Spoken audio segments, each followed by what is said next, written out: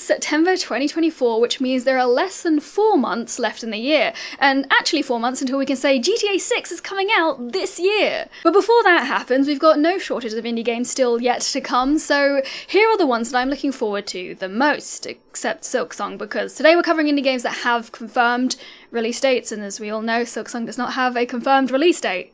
But what if they released Silksong on Christmas Day? No, we're not talking about Silksong today. Indie games. This list is in no particular order, so we're starting with Tiny Glade, the highly anticipated, highly relaxing, and highly adorable game about building castles.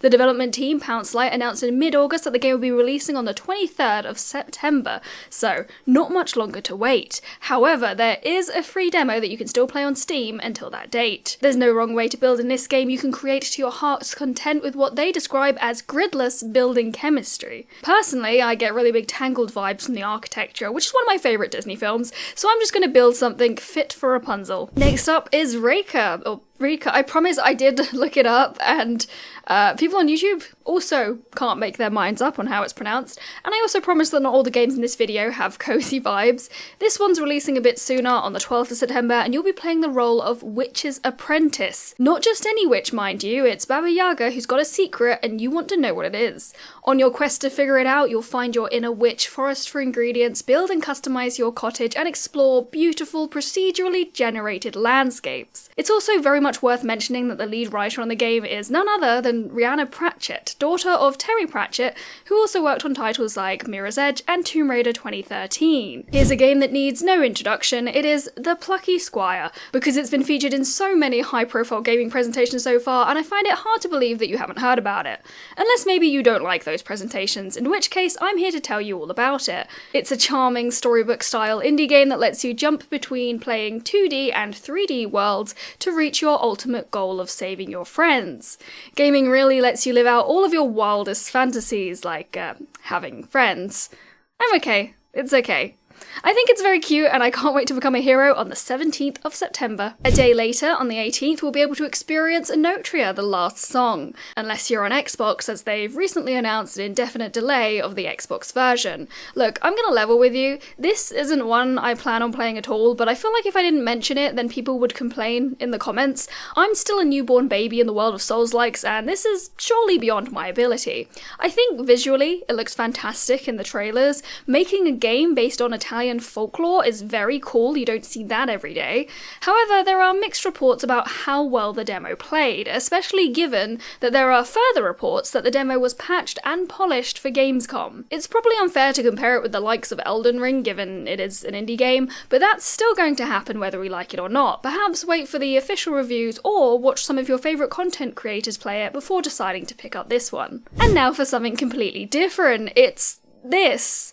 What the Car? A very silly racing game with hundreds of unique levels where you're a car with legs, but you can also jump, jetpack, climb, and I'm not sure, become a bull, a shark, ski. There's a lot going on. I love silly games, so I was instantly down. It's come from the same team who made What the Golf and What the Bat, which look equally as silly. Anyway, here's a spoiler alert from their Steam page, and What the Car is launching on Steam on the 9th of September. Alright, this is another game I am absolutely not playing, but this time it's because I'm a wuss and I don't do horror games. Imagine this. It's your first night shift as a zookeeper and you're tasked with doing all the things that zookeepers normally do, like watching over them, cleaning up after them, feeding them, but something's not right. These animals are mutating and it's up to you to find them and cure them. You can save them all, and your choices do matter in this game. It's called Zoochosis, and it launches on the 23rd of September on Steam. The horror doesn't end there, because up next we've got Edge of Sanity, a 2D survival and psychology horror game inspired by the works of H.P. Lovecraft and his eldritch horrors. Set in Alaska during the Cold War, you're tasked with resupplying scientists working in an Alaskan field lab, only to find that it's abandoned and swarming with horrifying creatures. You'll set up a new camp, manage food and supplies, and venture out to find the missing scientists. What I really like is that you'll also have to look after your own sanity, because if you're not careful, you'll accumulate madness that can affect your sense of reality. Edge of Sanity is releasing on Steam, PS5, Xbox Series X and S, and the Nintendo Switch. European indie developer Studio Mecca is releasing their first original IP, Marko Beyond Brave, an action-packed Metroidvania that combines 90s Disney cartoons with Slavic folklore, and it's releasing on the 17th of September on Steam. I need to mention that I received an email about this game and their exact words were, "Think Silksong, but it's actually got a release date. Why do my friends hurt me like this?" Anyway, you'll be stepping into the shoes of Marko, a young warrior with a large sword and an even larger moustache, attempting to restore balance in the world. It looks great, there's also a free demo, and it will be coming to Xbox and Switch in 2025. Of course, I have to mention Neva. Look, it's a game that came from the same brilliant minds behind Gree. Both of those names are very difficult for me to say. So that's 2 games to add to my list of games I've still yet to play that people remind me all the time. They look visually stunning. I know that. I bought Gree so long ago as well. They are doing something unique at Nomada Studio, and I'm very much excited to play both. Neva is an incredibly stunning platformer releasing on the 15th of October 2024. And now we move on to the furries. I'm kidding, but I do get big Zootopia vibes from the trailer, or Zootropolis, depending on which region you exist in. On Your Tail is a 3D narrative adventure where you'll follow Diana during her summer holiday in a beautiful Italian town by the sea. While you're there, you'll meet villagers, cook Italian food, and investigate because, gotcha, this is a detective sim. I bet you didn't guess that from the title, On Your Tail. Anyway, the game's out on the 21st of November. Up next is a game called On Air, which is a story-heavy sci-fi survival horror game where you'll solve puzzles and face mysterious creatures to escape alive. Plot-wise, you'll play as a bioengineer called Ray Smith, rushing to help his family, but was forced to make a stop off at an old hotel along the way because of Hurricane Camilla. I mean, it looked fine when you checked in. Things just started to get less fine as you attempt to escape alive. The game just about makes the cut as it releases on the 27th of December. Ever wanted to build, decorate, and manage your own tavern? Well, you could become a Tavern Keeper yourself in the game Tavern Keeper.